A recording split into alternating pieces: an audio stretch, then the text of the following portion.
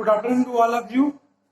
इससे पहले मैंने वीडियो बनाई थी हेट्रोसाइक्लिक कंपाउंड पे, तो मैंने उसको डिलीट कर दिया था क्योंकि मुझे लग रहा था कि कहीं कहीं मेरा जो कम्युनिकेशन है थोड़ा सा गैप हो रहा था। इसके वजह से मैंने उसको हटा दिया और थोड़ा सा वो इंटरेस्टिंग नहीं है मुझे लग रहा था।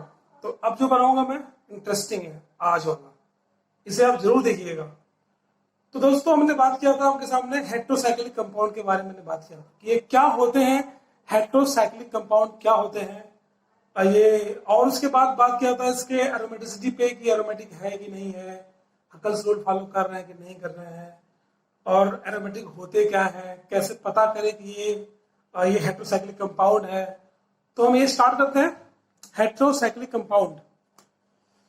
तो देखते हैं पहले,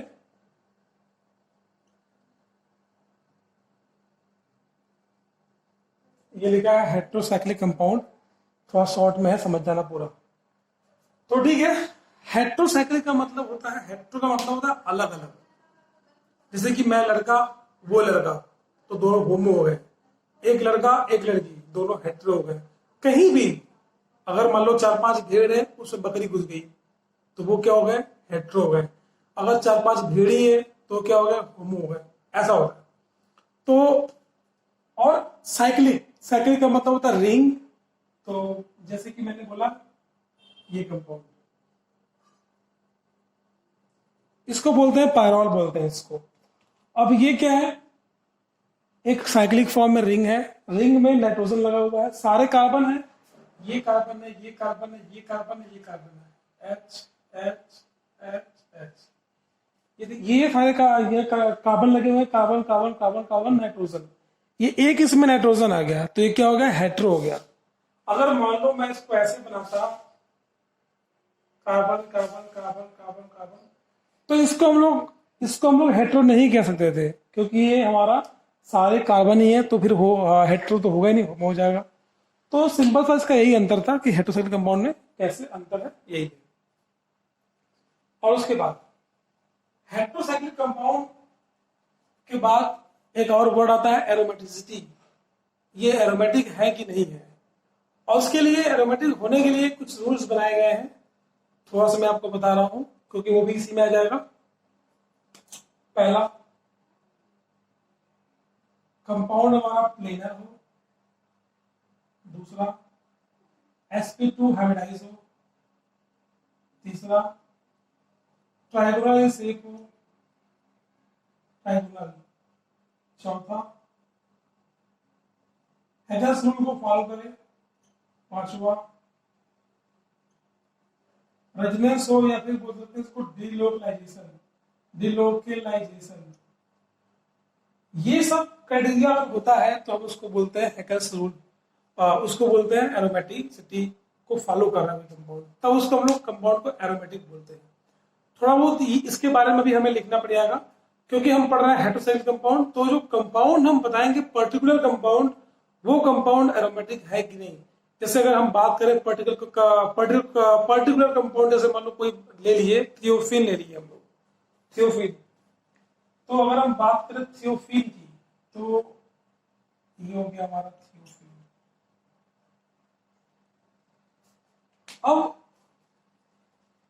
जो भी हम पढ़ेंगे उसमें साफ साफ लिखा है कि उसकी हमें केमिस्ट्री भी पढ़नी है। इसकी केमिस्ट्री का मतलब कि इसमें जो हाइब्रिडाइजेशन कौन सा हो रहा है, बॉन्ड एंगल कितना है, या और जो चीजें हैं बहुत सारी, कौन कौन सा ऑर्बिटल ओवरलैप किया है, ये सारी केमिस्ट्री हमें बतानी पड़ेगी। तो पहले हम लोग देखते हैं इसमें, पहले तो देखते हैं हम लोग सिग्मा बांड, पाई बांड, सब बांड कौन कौन से होते हैं और कहाँ कहाँ पे लाई करते हैं, कैसे होते हैं। तो तीनों देखते हैं हम लोग, है ना।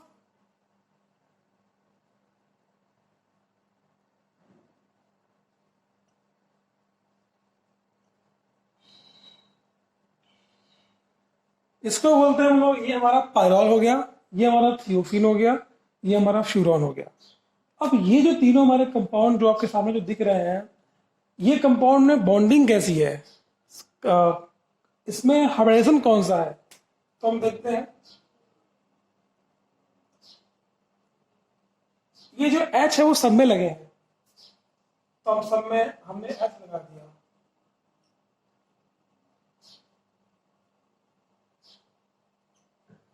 अगर हमें एग्जाम में पूछता है केमिस्ट्री लिखने के लिए, तो इसकी जो केमिस्ट्री है वो सारे के सारे सेम ही है। सेम ऐसे है, each carbon is sp2 hybridised. sp2 का मतलब क्या है, एक s ऑर्बिटल, दो p ऑर्बिटल्स आपस में मिक्स करेंगे। और जो ये जो कार्बन कार्बन है, ये इनकी जो है कार्बन कार्बन हमारा हमेशा sp2 हाइब्रिडाइज होगा। ये इसकी केमिस्ट्री हो जाएगी। और इसमें हम लोग जब बोलेंगे तो इसका जो हाइब्रिडाइजेशन होगा वो sp2 होगा। कैसे होगा, अगर कोई बॉन्ड है, बॉन्ड अगर मान लो ये बॉन्ड है, अगर सिंगल बॉन्ड है तो हमेशा वो सिग्मा बॉन्ड होगा। अगर डबल बॉन्ड है तो एक सिग्मा एक पाई। अगर ट्रिपल बॉन्ड है, जैसे सिंगल बॉन्ड है, सिग्मा एक पाई, सिग्मा ये दो पाई, ऐसे होते हैं। और अगर तीन सिग्मा बॉन्ड होते हैं तो हम लोग उसको sp2 बोलते हैं। कहीं भी आपको तीन सिग्मा दिख जाए तो आप आंख बंद करके sp2 लिख देना, कोई दिक्कत नहीं होगी। तो यहां देखेंगे हम लोग, ये जो कार्बन है, एक दो तीन सिग्मा एक पाई, sp2, ये भी sp2, ये भी sp2, ये भी sp2। अब बात करेंगे हम लोग ऑक्सीजन की, कि जब भाई सब sp2 है तो ऑक्सीजन क्या है, यहां पर तीन बॉन्ड भी नहीं है। तो पहले हम क्या देखेंगे इसमें, रेजोनेंस या डिलोलाइजेशन। तो डबल सिंगल लोन पेयर, इसमें जो पूरा इलेक्ट्रॉन है वो डिलोकलाइज कर रहा है, इट मींस इसमें रेजोनेंस है।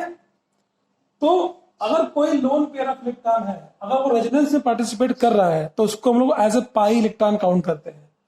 तो हेगल्स रूल में क्या होता है, 4n + 2 pi electron, 2 pi electron. तो हमें ये भी देखना है एरोमेटिसिटी के लिए।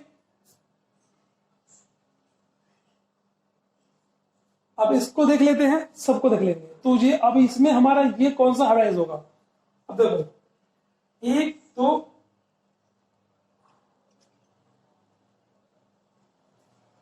अगर जो ये लोन पेयर है, अगर वो रेजोनेंस में पार्टिसिपेट कर दिया तो हमें नहीं मिलेगा। रेजोनेंस में पार्टिसिपेट करने के बाद वो जो लोन पेयर होगा वो सिस्टम का हो जाएगा, वो हमें नहीं मिलेगा। ठीक है, लेकिन ये वाला हमें इलेक्ट्रॉन है तो इसको हम लोग एक सिग्मा बॉन्ड मान लेते हैं। सब केस में ऐसे ही करेंगे, तो एक दो तीन, तेरी वाला sp2 हो जाएगा। ऐसे सारे केस में होगा। ये है, ये हमारा चला गया रेजोनेंस में, डबल सिंगल लोन पेयर, तो चला गया हमारा रेजोनेंस में। तो ये बचा एक दो तीन, तीन सिग्मा बॉन्ड sp2, और ये तो है ही ऑलरेडी sp2 सारे sp2 है, यहां भी सारे sp2 है। ये देखो, अब इस केस में ये जो हमारा लोन पेयर है किस में चला गया, कॉन्जुगेशन में चला गया। तो ये जो लोन पेयर है वो हमें उसकी जरूरत भी नहीं है, तीन सिग्मा बॉन्ड हमारे पास ऑलरेडी है, एक दो तीन sp2, ऐसे होता है। ऐसे हम लोग इसका हाइब्रिडाइजेशन निकाल लेते हैं।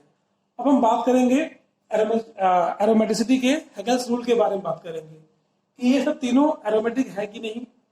तो अगर sp2 है तो प्लेनर होंगे, sp2 सब है ही, तो ट्रायंगुलर से बीम का ऐसा ही होगा।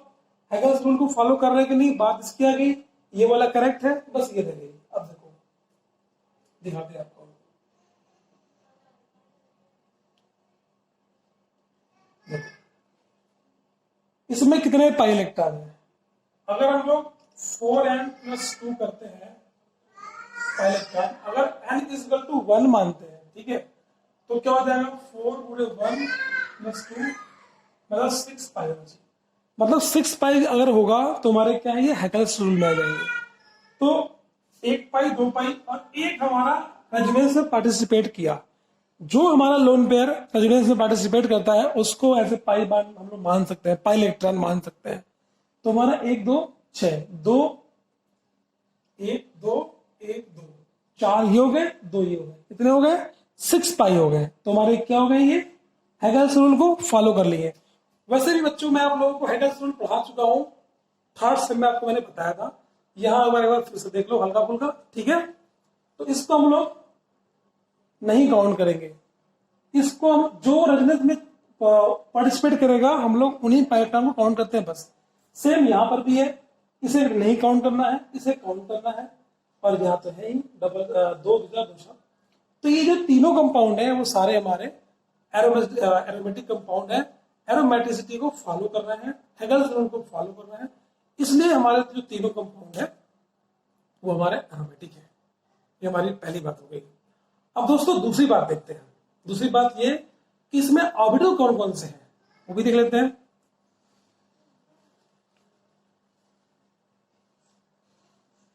देखो हम ले लेते हैं, कोई सा भी ले लो, कोई दिक्कत नहीं है, लेकिन हम यहां पे लेते हैं नाइट्रोजन को।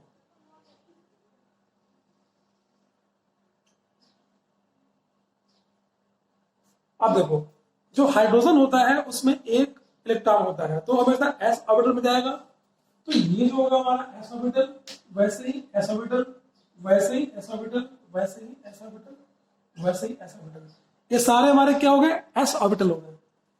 ये वाला sp2 है, हमको पता ही है, sp2, sp2, sp2, sp2, sp2।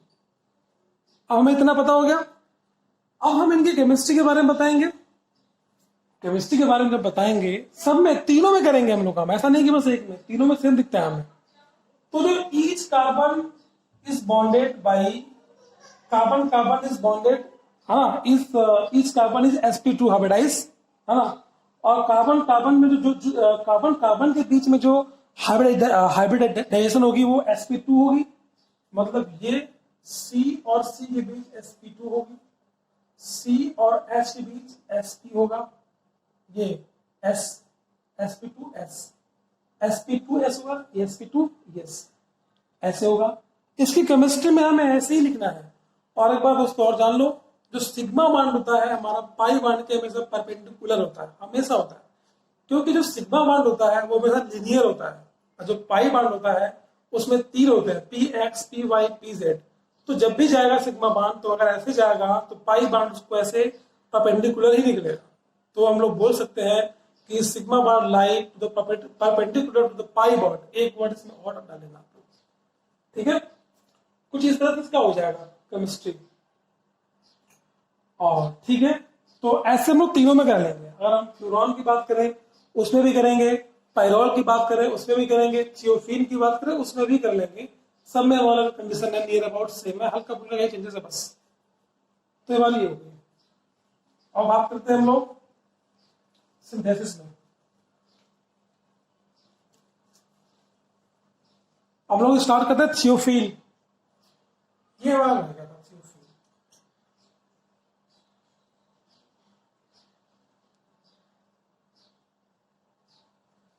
Same सब कुछ वही है, सब कुछ आपको वैसे ही लिखना है। S orbital sp2 sp2 sp2 s s s s, आपको सेम वैसे लिखना है। अब हम बात करते हैं इसके सिंथेसिस की।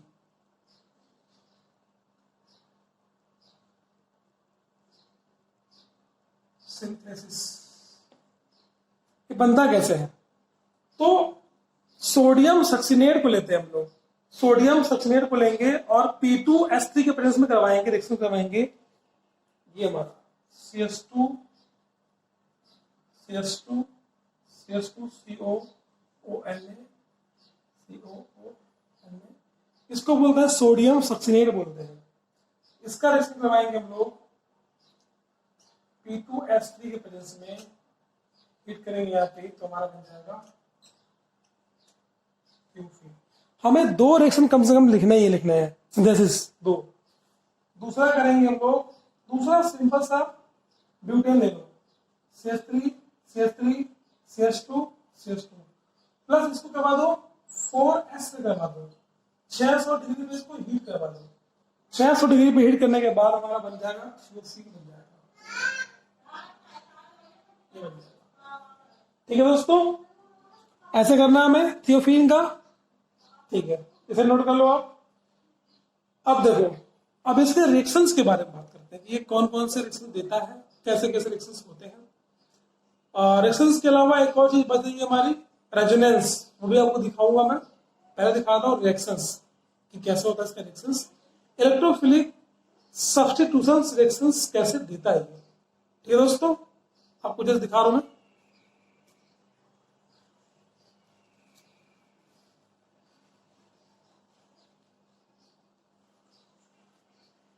तो पहला हम लेते हैं कंपाउंड प्लस, ये वही सारे घिसे पिटे रिएक्शंस हैं जो आप पढ़ते हो थर्ड सेम से। तो सेकेंड पोजीशन पे डाल दो।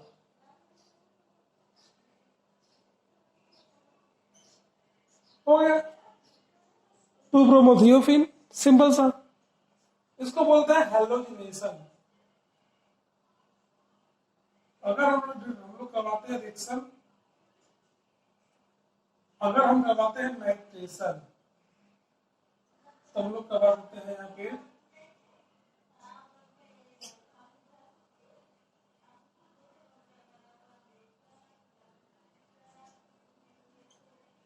सिंपल सा नाइट्रेशन में। अगर हम लोग करवाते हैं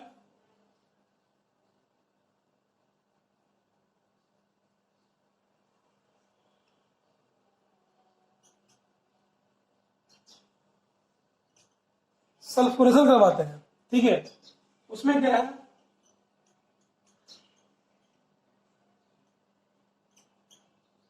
सेकेंड पोजीशन पे हम लोग जोड़ देते हैं ये कंपाउंड।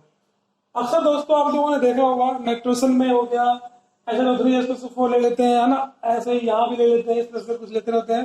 लेकिन हर कंपाउंड में थोड़ा बहुत चेंजेस है नाइट्रेशन में, सल्फोनेशन में, लेकिन जुड़ता वही है। अगर नाइट्रेशन होगा तो Na2 जुड़ेगा, अगर सल्फोनेशन होगा तो SO3 जुड़ेगा, H जुड़ेगा।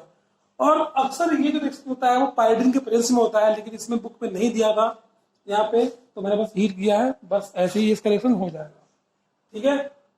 और उसके बारे में बात करते हैं हम लोग फिडलक्राफ्ट एसाइलेशंस की। अगर कोई भी फिडलक्राफ्ट रिएक्शंस है वो देगा कि नहीं देगा।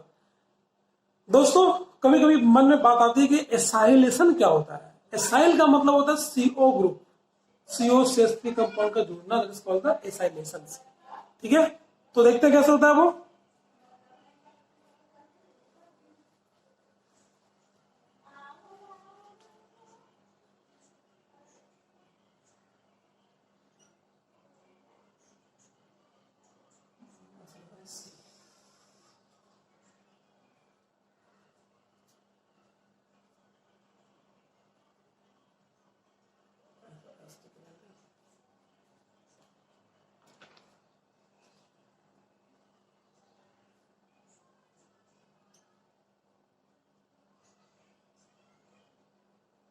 दोस्तों आपको पता ही है, जो Cl से निकलेगा इसके साथ AlCl4 बना लेगा, तो उसके बाद ये जो कंपाउंड यहाँ से प्लस होगा तो यहाँ पे जुड़ जाएगा, ये यहाँ पे है ना जुड़ जाएगा। खैर हमें किसी भी यहाँ पे रिएक्शंस मैकेनिज्म के बारे में बात नहीं करना है, क्योंकि हमारे सिलेबस में है ही नहीं।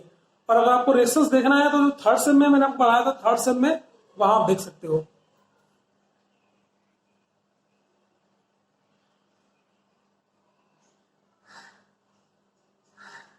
ये हो गया हमारा फिडलक्राफ्ट एसाइलेशन, इसको बोलते हैं हम लोग। उसके बाद दोस्तों हम लोग बात करेंगे रिडक्शन की, बात करेंगे रिडक्शन की। तो अगर हम बात करेंगे रिडक्शन की तो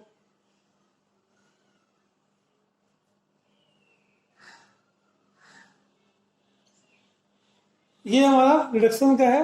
और उसके बाद हम इसके प्रेजेंस में करेंगे NaHG, यहाँ पे इथेनॉल। जब भी रिडक्शन होती है रिडक्शंस, तो हम लोग ध्यान देंगे इसके जो बीच के जो बॉन्ड होते हैं गायब हो जाते हैं। रिडक्शन का मतलब क्या होता है, H+ का जुड़ना। जब ये बॉन्ड हटाओगे तब ना यहाँ पे H+ जोड़ पाओगे, ठीक है दोस्तों। ये हमारा क्या होगा, हमारा ये वाला पार्ट कंप्लीट हो गया। अब दोस्तों हम लोग देखेंगे अगले वीडियो में देखेंगे रेजोनेंस। तीनों जो हमारे कंपाउंड है, फ्यूरॉन है, थियोफीन है और पायरॉल है, तीनों का आपको दिखाएंगे रेजोनेंस की कैसे ये रेजोनेंस करते हैं। अभी क्या है कि वीडियो ये लंबा हो रहा है, ठीक है। Thank you.